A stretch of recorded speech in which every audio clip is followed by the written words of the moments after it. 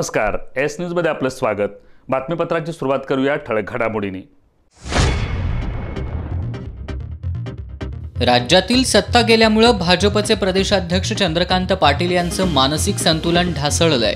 नामदार हसन मुश्रीफ यांची टीका।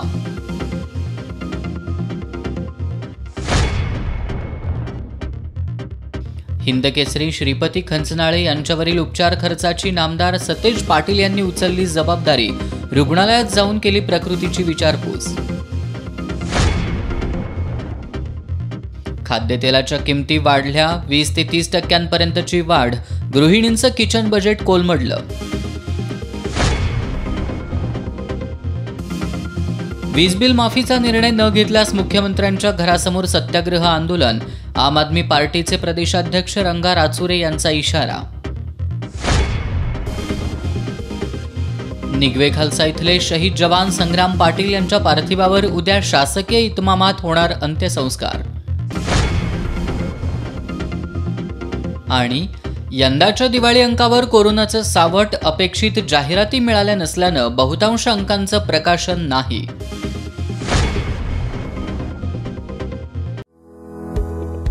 To achieve success and prosperity in business, the selection of the right place is very important. And that is why Alexa Park is the perfect choice for any kind of showroom, office, restaurant, shop or hotel. Right from 400 square feet to 4,000 square feet, ground floor to 9th floor, Alexa Park offers a variety of options for your business ventures. Best-in-class quality construction, independent parking, located in the heart of the city, a site that's highly attractive and the focus of everyone's attention. Perfect planning and super fast construction. Reaping prosperity, Alexa Park is a paramount residential and commercial hub of modern times.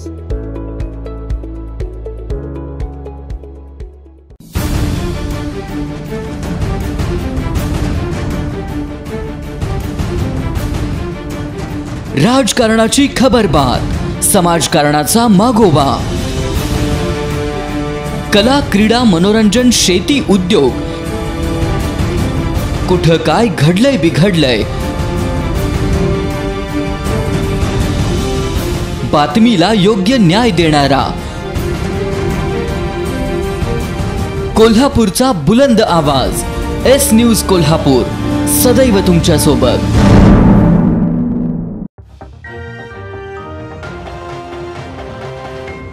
आता वळूयात सविस्तर बातम्यांकडे। महाराष्ट्रातील सत्ता गेल्यामुळेच भाजप प्रदेशाध्यक्ष चंद्रकांत पाटील हे मानसिक संतुलन ढासळल्यासारखं वक्तव्य करतायत, अशी टीका ग्रामविकास मंत्री हसन मुश्रीफ यांनी केली आहे। विधान परिषदेच्या पुणे पदवीधर मतदारसंघ निवडणुकीच्या पार्श्वभूमीवर आयोजित मेळाव्यात भाजप प्रदेशाध्यक्ष चंद्रकांत पाटील यांनी शरद पवार यांच्यावर टीका केली होती। या टीकेला नामदार हसन मुश्रीफ यांनी आजरा इथं झालेल्या प्रचार मेळाव्यात प्रत्युत्तर दिलं। तुमचं भाजपचं एकही आमदार म्हणजे असं काहीतरी खुळ्यासाठी वक्तव्य करायचं, असं डोक्यावर परिणाम झाल्यासाठी वक्तव्य करायचं आणि आपलं हसत होते ते काम चंद्रकांत पाटील सुरू केलं।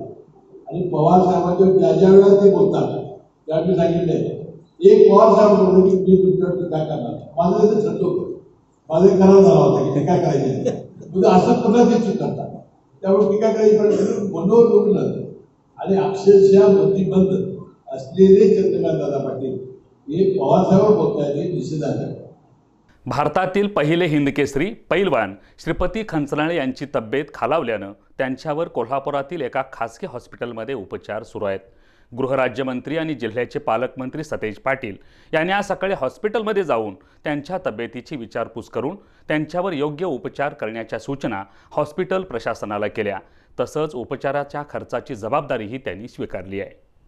भारतीय कुस्ती क्षेत्रात हिंदकेसरी हा किताब मानाचा आणि प्रतिष्ठेचा समजला जातो। वयाच्या 7व्या वर्षापासून कुस्तीची आवड जोपासणारे कोल्हापुरातील पैलवान श्रीपती खंचनाळे यांनी कुस्ती क्षेत्रात दैदिप्यमान कामगिरी केली आणि आपल्या तालमीत हजारो मल्ल तयार केले। 1959 साली त्यावेळचा पंजाब केसरी असलेला बनाता सिंगवर मात करून देशातील पहिला मानाचा समजला जाणारा हिंद केसरी किताब पटकावला होता। सध्या वयोमानामुळे वस्ताद खंचनाळे यांची प्रकृती खालावली असल्यानं त्यांना कोल्हापुरातील एका खासगी रुग्णालयात उपचारासाठी दाखल करण्यात आलंय। ही बातमी समजताच गृहराज्यमंत्री तथा कोल्हापूरचे पालकमंत्री सतेज पाटील यांनी तात्काळ खंचनाळे यांचं पालकत्व स्वीकारून त्यांच्या संपूर्ण उपचाराच्या खर्चाची जबाबदारी उचलली।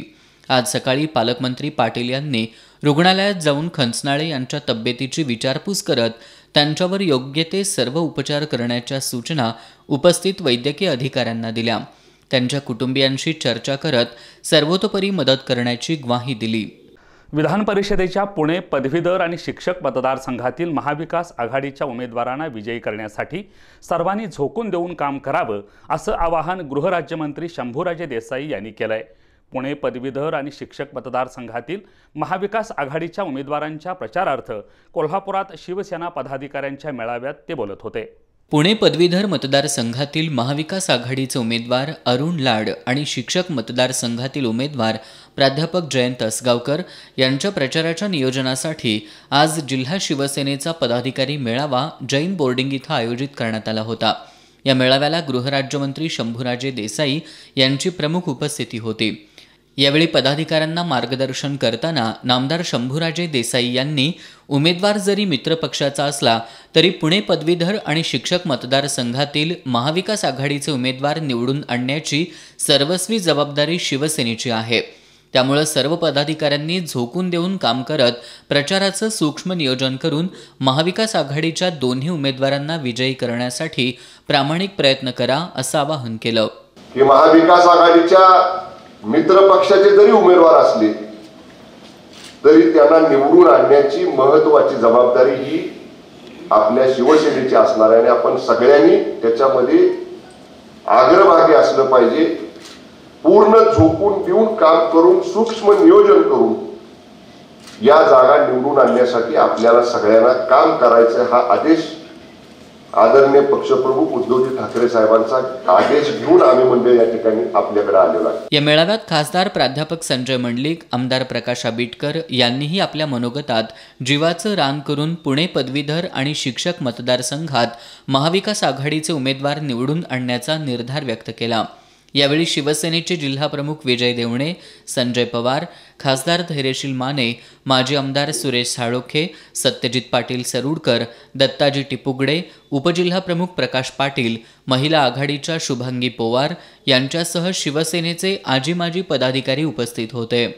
केंद्र सरकारच्या शेतकरी आणि कामगार विरोधी धोरणांच्या विरोधात बांधकाम कामगार संघटनांसह अन्य संघटनांची बैठक पार पडली। 26 नोव्हेंबरचा भारत बंद कोल्हापूर जिल्ह्यात यशस्वी करण्याचा निर्धार या बैठकीत करण्यात आला। कामगारांना आणि शेतकऱ्यांना गुलाम बनवणाऱ्या केंद्र सरकारला धडा शिकवण्यासाठी जनतेनं या संपात सहभागी व्हावं असं आवाहन बैठकीत करण्यात आलंय। कोरोना काळात देशभरात लॉकडाऊन असताना केंद्र सरकारनं बहुमताच्या जोरावर कामगार आणि शेतकरी विरोधी विधेयकं मंजूर केली। या विधेयकाला विरोध करण्यासाठी देशभरातील कामगार आणि शेतकरी संघटना आता एकवटल्या आहेत।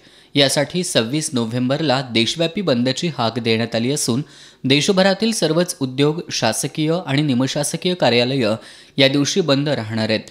कोल्हापूर जिल्ह्यात हा बंद यशस्वी करण्यासाठी तालुका पातळीवर बैठका घेतल्या जात आहेत। कोल्हापुरात करवीर तालुका लालबावटा बांधकाम कामगार संघटनेचे अध्यक्ष आनंदा कराडे यांच्या अध्यक्षतेखाली राजारामपुरी या ठिकाणी C2च्या कार्यालयात बैठक घेण्यात आली। कोरोनामुळे देशाची अर्थव्यवस्था कोलमडली असताना कामगार आणि शेतकरी विरोधी धोरण केंद्र सरकार राबवायला लागले, तेव्हा हा लढा केवळ कामगार आणि शेतकरी वर्गाचा नसून हा सर्व जनतेचा लढा आहे। यासाठी 26 नोव्हेंबरच्या संपात जनतेनं सुद्धा स्वयंस्फूर्तीनं सहभागी व्हावं असं आवाहन कॉम्रेड आनंदा कराडे यांनी केलं। कामगार आणि शेतकरी विरोधी धोरणाला कडाडून विरोध करण्यासाठी आता आम जनतेनं या लढ्यात भागीदारी करावी असं आवाहन कॉम्रेड चंद्रकांत यादव यांनी केलं। शेतकरी आणि कामगारांची एकजूट आम्ही करण्याचा प्रयत्न करतो आहोत। या कोल्हापूर शहराचे सर्व आसपासचे रस्ते जे आहेत ते सर्व ब्लॉक करणे, चक्का जाम करण्याचा आमचा हेतू आहे। एका बाजूला शेतकरी, एका बाजूला कामगार, या संयुक्त एकजुटीचं आंदोलन भारताच्या स्वातंत्र्यानंतर पहिल्यांदाच आम्ही प्रस्थापित करत आहोत। या आंदोलनात आम जनतेने भागीदारी करावी। या बैठकीला कॉम्रेड शंकर कटाळे, दत्ता गायकवाड, दीपाली घुरके, अश्विनी कसबेकर, संतोष राठोड, हिंदूराव सुतार, सर्जेराव कांबळे, राजू पाटील, रेश्मा दिवटे, सुजाता झेंडे, सुरेश मगदूम, दौलत कदम, गोविंद वडर, नामदेव यादव, साताप्पा जाधव यांच्यासह आशा वर्कर, ऊसतोडणी कामगार संघटना, शालेय पोषण आहार संघटना, मोलकरीण संघटना, पेपर विक्रेता संघटनांचे पदाधिकारी यावेळी उपस्थित होते.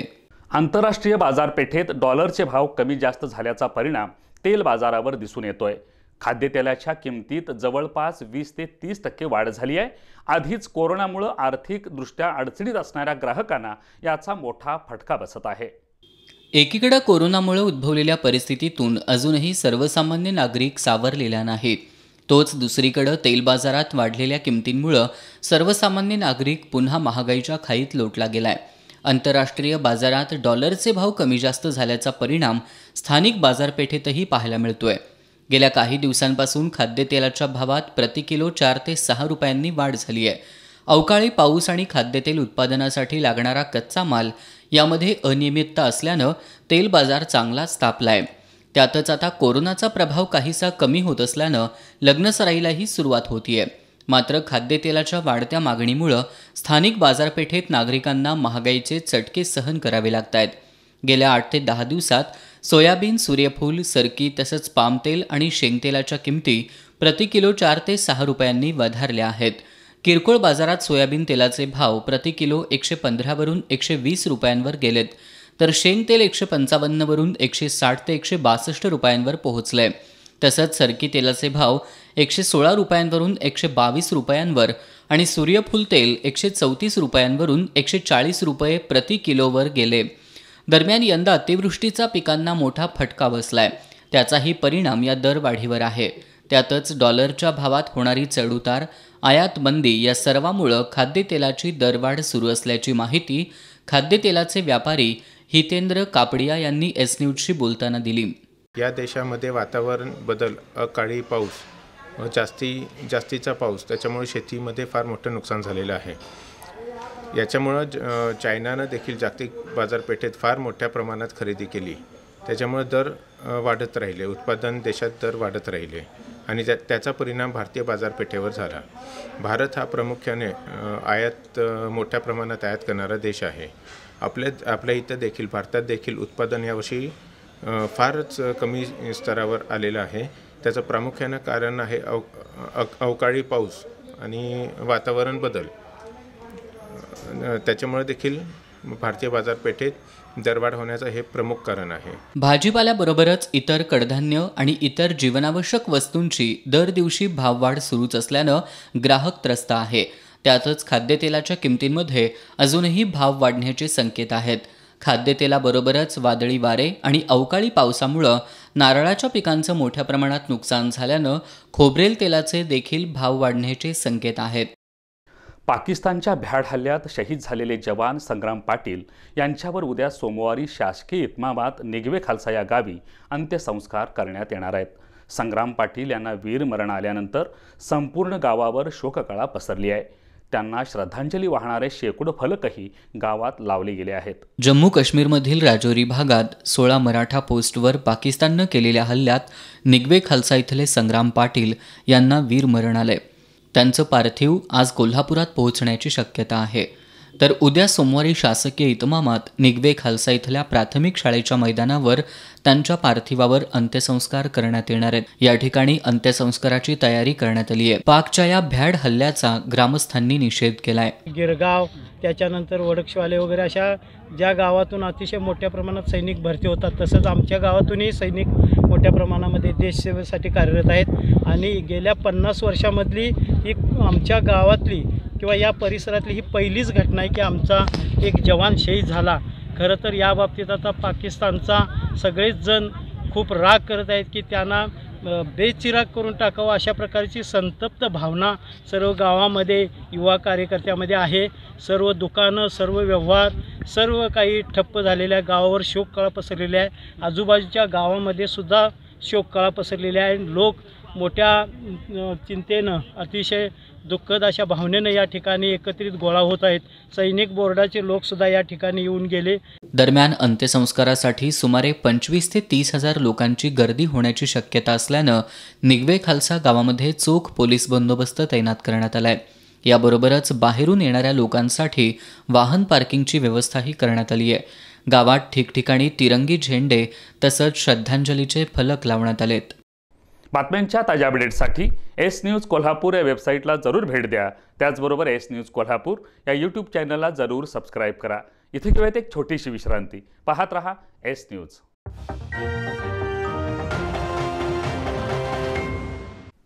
ब्रेकनंतर आपलं पुन्हा एकदा स्वागत.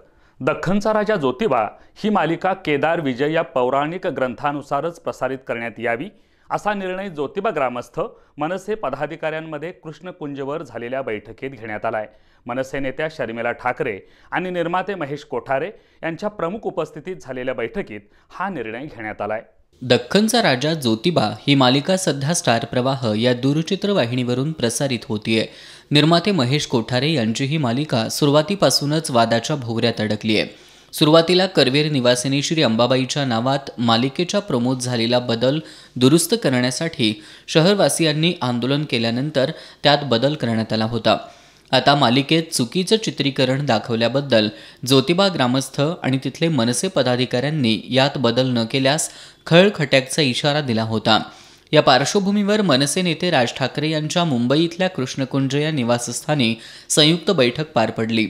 मनसे नेत्या शर्मिला ठाकरे, निर्माते महेश कोठारे, अमेय खोपकर यांच्या प्रमुख उपस्थितीत झालेल्या या बैठकीत पौराणिक केदार विजय या ग्रंथानुसार ही मालिका प्रसारित करण्यात यावी, कुणाच्याही भावना दुखावतील असा आक्षेपार्ह भाग न दाखवता मालिका प्रसारित करण्याचा निर्णय घेण्यात आला. यावेळी अमेय खोपकर, ज्योतिबा ग्रामपंचायतीचे उपसरपंच शिवाजीराव सांगळे, मनसे पन्हाळ तालुका अध्यक्ष विशाल मोरे, सचिन लादे, नयन गायकवाड, तुषार पोवार, रोहित मिट. करवीर तालुक्यातील प्रयाग चिखली मसोबामाळ आंबेवाडी परिसरात पंचगंगा नदीपात्रात मृतावस्थेत मगर सापडली आहे. शेती पाणी पुरवठा करणाऱ्या पाणी कंपनीच्या सदस्यांना नदीवर मोटार पंप बसवताना ही मगर आढळून आली. मृतावस्थेतील मगरीचा वास येत होता. नदीचं पात्र दूषित होऊ नये यासाठी प्रयाग चिखली तंटामुक्त समितीचे अध्यक्ष बळी कळके, पाणी योजनेचे सदस्य सागर कळके, अरुणसिंग राजपूत, पांडू खोत यांनी मगरीचा मृतदेह नदीपात्रातून बाहेर काढला. नोकरी जाण्याच्या भीतीनं संभाजीनगर परिसरात राहणाऱ्या अभियंत्यानं गळफास लावून घेऊन आत्महत्या केली आहे. प्रवीण जोशी असं त्याचं नाव असून या घटनेची नोंद जुना राजवाडा पोलिसात झाली आहे. संभाजीनगर परिसरातील प्रवीण जोशी हा तरुण पुणे इथल्या कंपनीत इंजिनियर म्हणून काम करत होता. लॉकडाऊनमुळे तो परत आला होता. तो घरातूनच आपलं काम करत होता. आपल्याला कामावरून कमी करण्यात येणार असल्याची भीती त्याच्या मनात होती. त्यामुळे गेले काही दिवस तो नैराश्यात होता. शनिवारी दुपारी त्यानं राहत्या घरी गळफास लावून घेऊन आत्महत्या केली आहे. या घटनेची नोंद जुना राजवाडा पोलिसात करण्यात आली आहे. खड्डेमय बनलेल्या तावडे हॉटेल ते चिंचवाडपर्यंतच्या रस्त्याचं पॅचवर्क करण्यात आलंय. त्यामुळं वाहनधारकाकडून समाधान व्यक्त होत आहे. करवीर तालुक्यातील गांधीनगर ही पश्चिम महाराष्ट्रातील एक प्रसिद्ध कापड बाजारपेठ आहे. या ठिकाणी अनेक राज्यातून व्यापारी कपडे खरेदीसाठी येत असतात. मात्र या ठिकाणी तावडे हॉटेल ते चिंचवाड या रस्त्यावर मोठ्या प्रमाणात खड्डे पडले होते. या खड्ड्यांमुळे अनेक छोटे मोठे अपघात घडत होते. हा रस्ता तात्काळ दुरुस्त करावा अशी मागणी व्यापारी आणि वाहनधारकातून होत होती. त्यासाठी अमोलेकर फाउंडेशनच्या वतीनं सार्वजनिक बांधकाम विभागाला निवेदनही देण्यात आलं होतं. मात्र सार्वजनिक बांधकाम विभाग याकडे दुर्लक्ष करत होतं. याबाबत एस न्यूजनं वृत्त प्रसारित केलं होतं. या वृत्ताची दखल घेऊन सार्वजनिक बांधकाम विभागाच्या वतीनं तावडे हॉटेल ते चिंचवाड हा संपूर्ण रस्ता पॅचवर्क केल्यानं व्यापारी आणि वाहनधारकातून समाधान व्यक्त होतंय. पाकिस्ताननं केलेल्या भ्याड हल्ल्याचा करवीर शिवसेनेनं निषेध केलाय. या हल्ल्याच्या निषेधार्थ आज उचगाव इथं निदर्शनं करून पाकचा ध्वज जाळण्यात आला. यावेळी शहीद जवान संग्राम पाटील आणि ऋषिकेश रामचंद्र जोंधळे यांना श्रद्धांजली वाहण्यात आली. पाकिस्तानी सैन्यानं केलेल्या भ्याड हल्ल्यात कोल्हापूर जिल्ह्यातील संग्राम शिवाजी पाटील आणि बहिरेवाडी इथले ऋषिकेश रामचंद्र जोंधळे हे जवान शहीद झाले होते. 8 दिवसात जिल्ह्यातील 2 जवान शहीद झाल्यानं पाकिस्तान विरोधात सर्वत्र संतापाची लाट उसळली आहे. आज करवीर तालुका शिवसेनेच्या वतीनं उचगाव चौकात जोरदार निदर्शनं करत पाकिस्तानचा ध्वज जाळण्यात आला. यावेळी अमर रहे वीर जवान संग्राम पाटील अमर रहे, पाकिस्तान मुर्दाबाद, जलादो जलादो पाकिस्तान जलादो अशा घोषणा देऊन शिवसैनिकांनी परिसर दणाणून सोडला. यावेळी करवीर तालुका प्रमुख राजू यादव, विनोद खोत, शिवानंद स्वामी, उपजिल्हा प्रमुख संभाजी भोकरे, विक्रम चौगुले, सागर पाटील, संतोष चौगुले, प्रफुल्ल घोरपडे आदी उपस्थित होते. मिरजकर तिकटी इथं कृती समितीच्या वतीनं लावण्यात आलेला वीज बिल भरणार नाही हा फलक चांगलाच चर्चेचा विषय बनलाय. या फलकाच्या माध्यमातून वीज बिलासंदर्भात कृती समितीनं आक्रमक पवित्रा घेतल्याचं दिसून येत आहे. 6 महिन्यांचं वीज बिल माफ करा, आम्ही बिल भरणार नाही, सरकारनं बिल भरावं अशा आशयाचा भला मोठा डिजिटल फलक मिरजकर तिकटी इथं कृती समितीच्या वतीनं लावण्यात आलाय. या फलकाच्या माध्यमातून कोल्हापुरी भाषेत कृती समितीनं राज्य सरकारला तीव्र आंदोलनाचा सूचक इशारा दिलाय. येणाऱ्या जाणाऱ्यांचं लक्ष वेधून घेणाऱ्या या फलकावर राजर्षी शाहू राजांच्या नगरीत लाईट तोडू देणार नाही, तुमच्या हातात लाईटीचं बिलबुक, माझ्या हातात चाबूक, लक्षात ठेवा कोरोना काळातील वीज बिल मागणाऱ्या सरकारला, वीज कट करणाऱ्याला, जनतेवर जबरदस्ती करणाऱ्याला खणखणीत झटका, अस्सल कोल्हापुरी तेल लावलेलं पायताण असा कोल्हापुरी भाषेतील मजकूर लक्ष वेधून घेणारा ठरतोय. राज्य सरकारनं सत्तेत येण्याआधी वीज बिल सवलतीच्या घोषणा केल्या होत्या, मात्र प्रत्यक्षात जनतेची फसवणूक केली असल्याचं मत कृती समितीच्या वतीनं बाबा पार्टे यांनी व्यक्त केलंय. यासह काहीही केलं तरी वीज बिल भरणार नाही असा पवित्रा कृती समितीच्या वतीनं घेण्यात आल्याचं त्यांनी स्पष्ट केलं. त्यामुळे आम्ही आंदोलन हातामध्ये घेतलेलं आहे. कोल्हापुरातून हे राज्यभर आंदोलन सुरू आहे. त्यामध्ये अनेक मोठे मोठे नेते, अनेक सगळे पक्ष त्यामध्ये सहभागी आहेत. आम्ही कोल्हापूरवाल्यांनी आता इथे डिजिटल बोर्ड लावला. आता याचं उद्घाटन आम्ही होणार.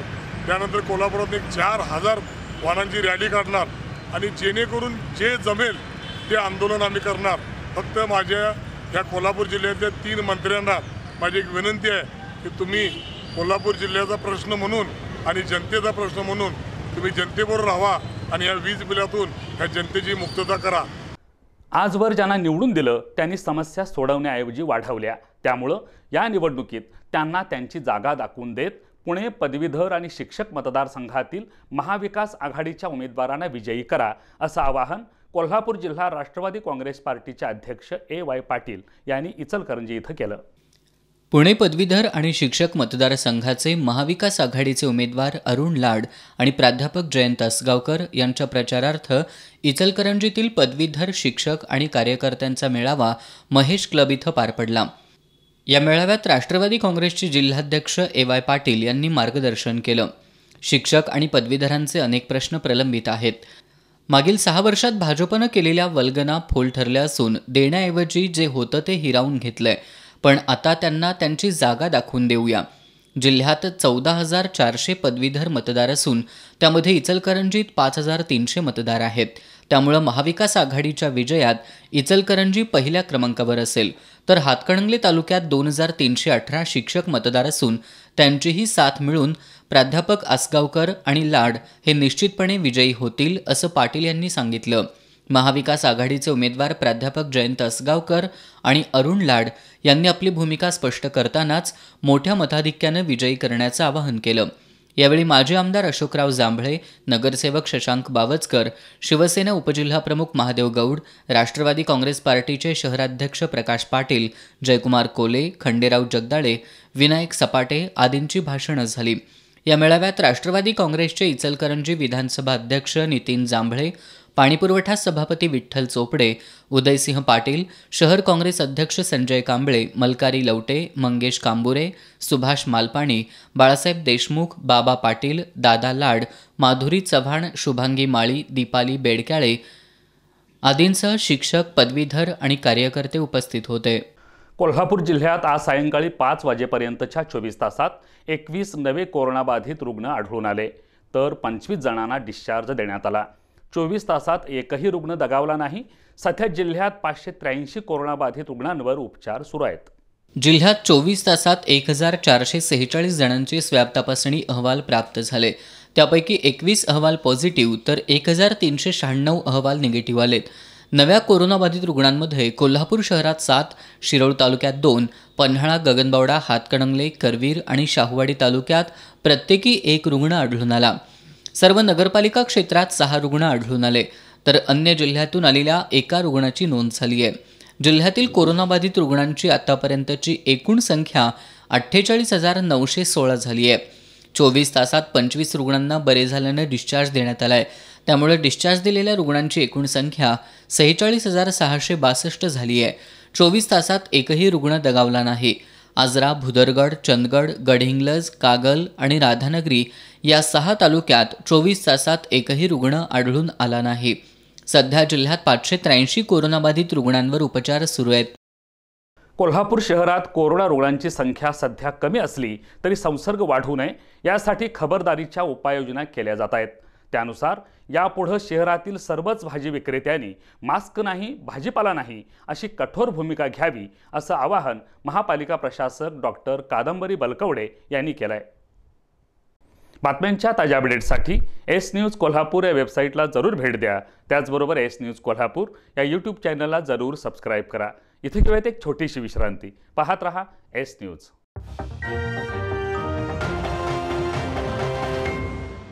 ब्रेकनंतर आपलं पुन्हा एकदा स्वागत. महाविकास आघाडी सरकारनं वीज बिल माफीबाबत निर्णय घेतला नाही तर येत्या हिवाळी अधिवेशनात मुख्यमंत्र्यांच्या घरासमोर सत्याग्रह आंदोलन करू असा निर्वाणीचा इशारा आम आदमी पार्टीचे प्रदेशाध्यक्ष रंगारा चुरे यांनी दिलाय. ते कोल्हापुरात पत्रकार बैठकीत बोलत होते. कोरोनाच्या काळात व्यवसाय उद्योगधंदे बंद असल्यानं सर्वांची आर्थिक घडी विस्कटली होती. या काळातील वीज बिलांसंदर्भात अनेकदा आम आदमी पार्टीच्या वतीनं आंदोलनं करण्यात आली. मात्र राज्य सरकारनं याची दखल घेतली नसून जनतेचा संयम आता संपत चाललाय. जर येत्या हिवाळी अधिवेशनाआधी हा प्रश्न मार्गी लावला नाही तर अधिवेशनात मुख्यमंत्र्यांच्या घरासमोर सत्याग्रह करू असा इशारा आम आदमी पार्टीचे प्रदेशाध्यक्ष रंगारा चुरे यांनी दिलाय. या सत्याग्रह आंदोलनात सहभागी होण्यासाठी गावोगावी फिरून आवाहन करणार असल्याचं देखील त्यांनी सांगितलं. यासह सरकारनं जाहीर केलेल्या कर्जमाफीमधील नियमित कर्ज भरणाऱ्या शेतकऱ्यांना 50,000 प्रोत्साहनपर रक्कम तात्काळ अदा करावी, देवस्थान अंतर्गत पगारी पुजारी नेमण्याच्या कायद्याची अंमलबजावणी करण्यात यावी, तसंच मागील 5 वर्षाच्या कारभाराचं लेखापरीक्षण होण्याकरता येत्या 25 नोव्हेंबरपर्यंत लेखापरीक्षक नेमावा, अन्यथा तीव्र आंदोलन छेडण्यात येईल असा इशारा देखील रंगारा चुरे यांनी दिला. यावेळी आपचे पुणे पदवीधर मतदारसंघातील उमेदवार डॉक्टर अमोल पवार हे योग्य उमेदवार असून त्यांना पदवीधरांनी विजयी करावं असं आवाहन करण्यात आलं. कोल्हापूर महापालिका निवडणुकीबाबत पक्षाची भूमिका लवकरच स्पष्ट करू असं त्यांनी सांगितलं. या बैठकीत आपचे पश्चिम महाराष्ट्र अध्यक्ष संदीप देसाई, जिल्हाध्यक्ष निलेश रेडेकर, उत्तम पाटील, महिला आघाडी अध्यक्षा अमरजा पाटील, जयवंत पोवार, संतोष घाटगे, सूरज सुर्वे, मोईन मोकाशी आदी उपस्थित होते. दरवर्षी दिवाळीच्या निमित्तानं प्रकाशित होणाऱ्या दिवाळी अंकावर यंदा कोरोनाचा परिणाम दिसून आलाय. अंकासाठी अपेक्षित जाहिराती नसल्यानं बऱ्याचशा प्रकाशकांनी अंक प्रसिद्ध केलेला नाही. गेली 40 ते 45 वर्ष संतोष इंगवले हे कोल्हापुरात वृत्तपत्र विक्रीबरोबरच दिवाळी अंकाची विक्री करतात. यांच्याकडे राज्यभरातील जवळपास 500 प्रकाशकांचं दिवाळी अंक उपलब्ध असायचे. यावेळी कोरोनामुळे अपेक्षित अंक उपलब्ध होऊ शकले नसल्याचं त्यांनी सांगितलं. माझ्याकडे दिवाळी अंकाची जवळजवळ 500 प्रकारची मॅगझिन्स येतात. सध्याच्या स्थितीमध्ये कोरोना 2020मध्ये सुरू झाल्यानंतर इतकी परिस्थिती वाईट झालेली आहे की मॅगझिन येतील की नाही हे काहीच माहीत नाही आहे. या शाश्वतमुळं मी साधारणतः 25 ते 30% अंक उपलब्ध करून दिलेले आहेत. पण सध्या 500 कॉपी निघायला पाहिजे, ते निघाले 100च. स्टॉलवर येऊन दिवाळी अंक खरेदी करणारे ग्राहक यंदा कोरोनामुळे दिसत नाहीयेत.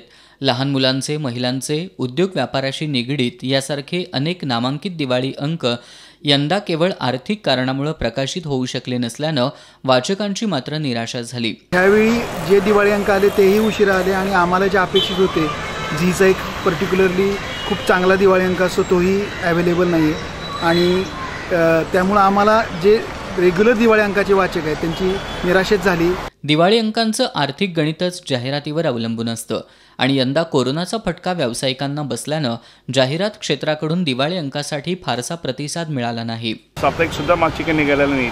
सध्या फक्त दिवाळी अंकात काढायचे प्रयत्न झाले, पण त्यामध्ये सुद्धा 500 पैकी 100च उपलब्ध झालेले आहेत. ते जाहिराती मिळत नाही आहेत. पब्लिशरला मोठे प्रॉब्लेम आहे, विकेल की नाही माहीत नाही आहे. या परिस्थितीमध्ये हा जो प्रश्न निर्माण झालेला आहे, या सर्व व्यवसायामध्ये प्रॉब्लेम निर्माण झालेला आहे. कोरोनामुळे यंदा दिवाळी विशेष अंकांची निर्मिती आणि वितरणावर मोठा परिणाम झाला. कोल्हापूर शहरातील काही मोजक्या स्टॉलवर किरकोळ स्वरूपात दिवाळी अंक दिसून येत आहेत.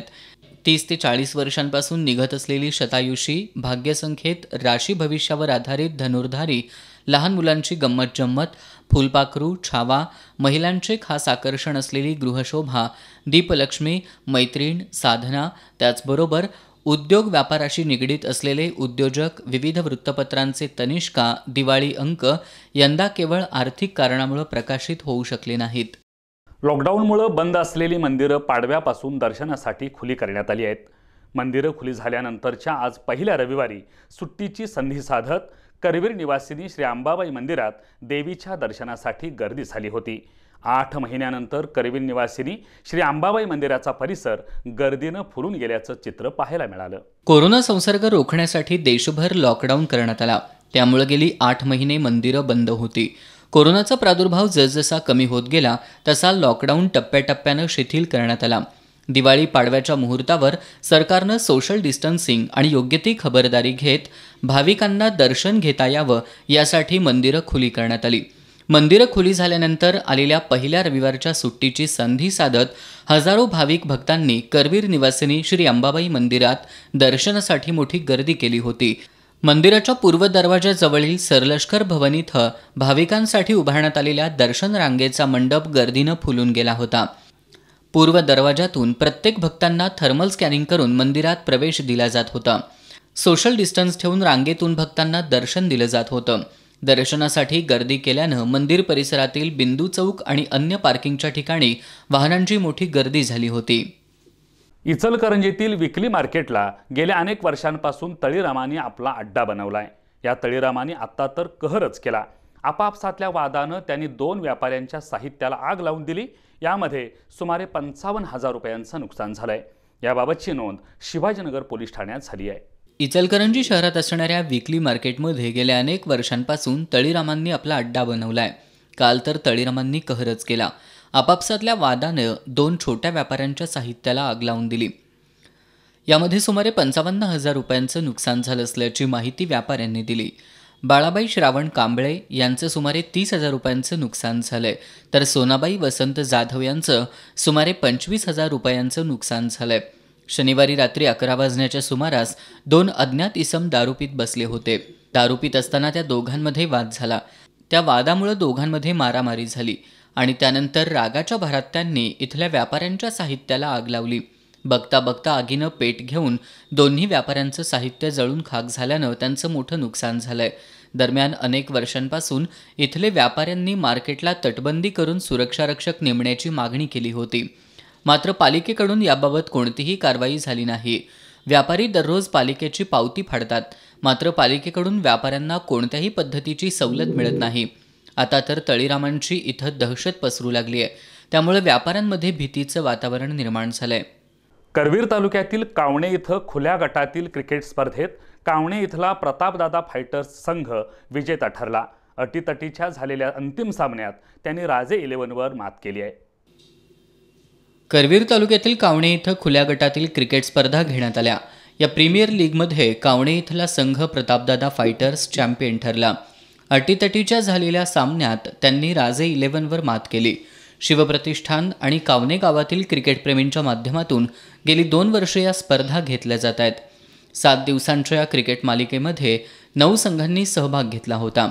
यामध्ये man of the series Vikram Korane, purple cap Balwant Patil, orange cap Amol Patil, सर्वाधिक चौकार षटकाराचे मानकरी अमोल पाटील ठरलाय. तर man of the match Mangesh Patil या खेळाडूला देण्यात आलं. विजेत्या संघाला रोख 10,000 आणि उपविजेत्या संघाला 7,000 रुपये देऊन गौरवण्यात आलं. स्पर्धा पाहण्यासाठी प्रेक्षकांनी कोरोनाच्या पार्श्वभूमीवर काळजी घेत मोठ्या प्रमाणात गर्दी केली होती. बातमीपत्राच्या या भागात पुन्हा एक नजर आजच्या ठळक घडामोडींवर. राज्यातील सत्ता गेल्यामुळे भाजपचे प्रदेशाध्यक्ष चंद्रकांत पाटील यांचं मानसिक संतुलन ढासळलंय. नामदार हसन मुश्रीफ यांची टीका.